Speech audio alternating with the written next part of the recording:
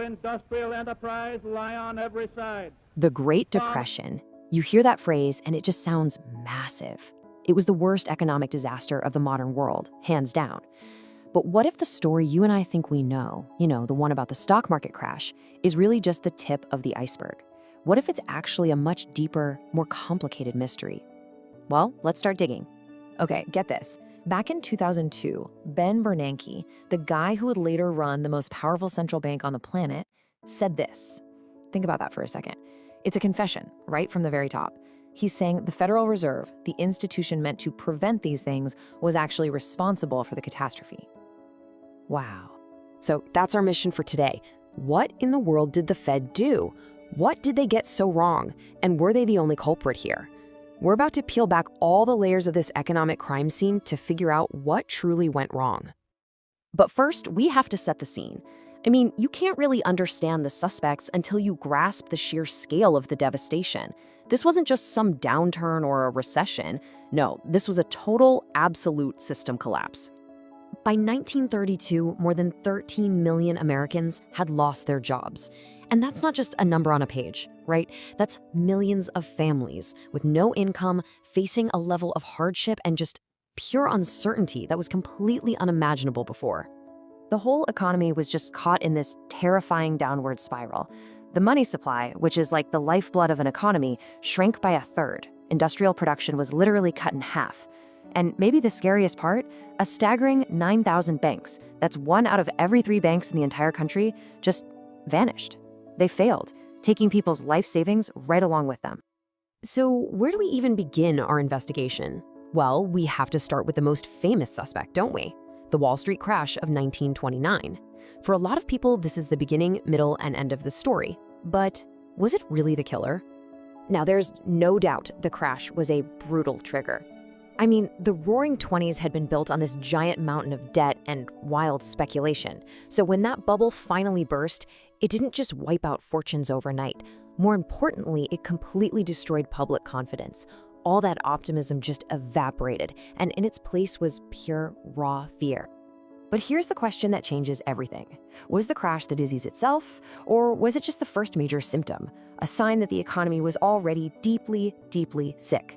To figure that out, we've got to look at our next major suspect. And this brings us right back to that incredible confession we started with.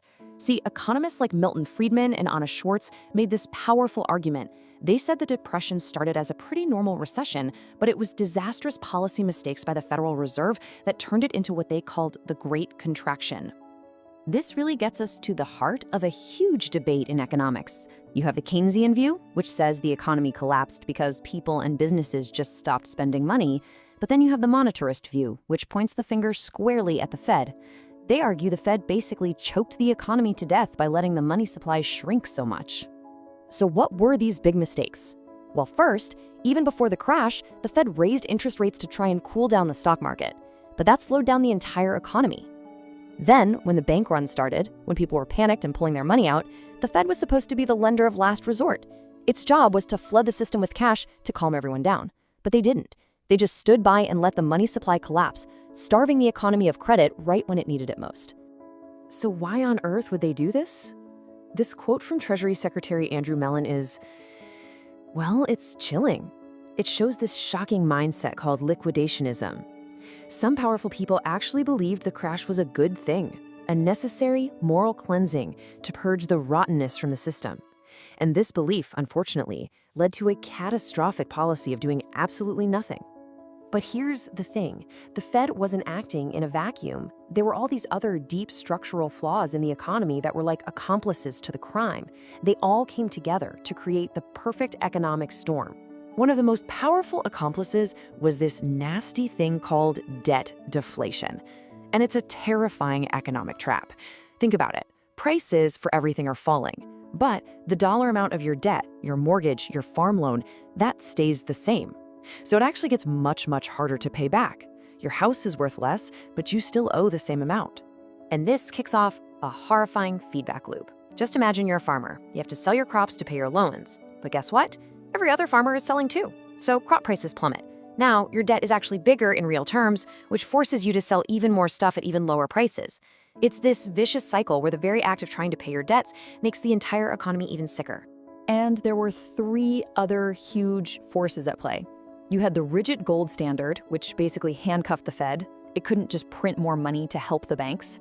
Then there was the Smoot-Hawley tariff, a disastrous act of protectionism that started a global trade war, killing exports. And finally, the whole international system of World War I debts was basically a house of cards, just waiting for a strong gust of wind to knock it all down.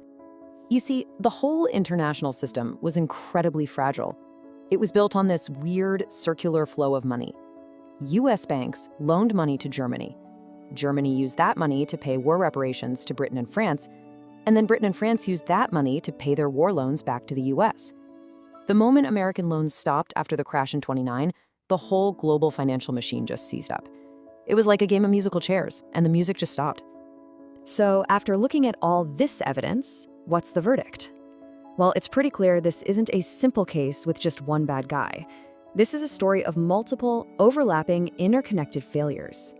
The stock market crash, that was the trigger, the spark that lit the fuse. But it was the Federal Reserve's absolutely catastrophic policy errors that poured gasoline all over that fire. And all of this was happening inside a deeply flawed system, both at home with all that debt and globally with the gold standard and trade wars, that was just ready to shatter into a million pieces. So in the end, there was no lone gunman. The Great Depression was like a multi-car pileup happening in slow motion. You had a speculative crash that slammed right into terrible government policy, which then collided with all these deep structural weaknesses in the entire global economic system. It was a perfect storm of failure. Now, the lessons we learned from this disaster completely reshaped our world. They led to huge reforms like the FDIC, which ensures our bank deposits today, and a total rethinking of government's role in the economy. But understanding this unbelievably complex chain of failure leaves us with a pretty heavy question for our own time. Have we really learned enough to prevent another perfect storm?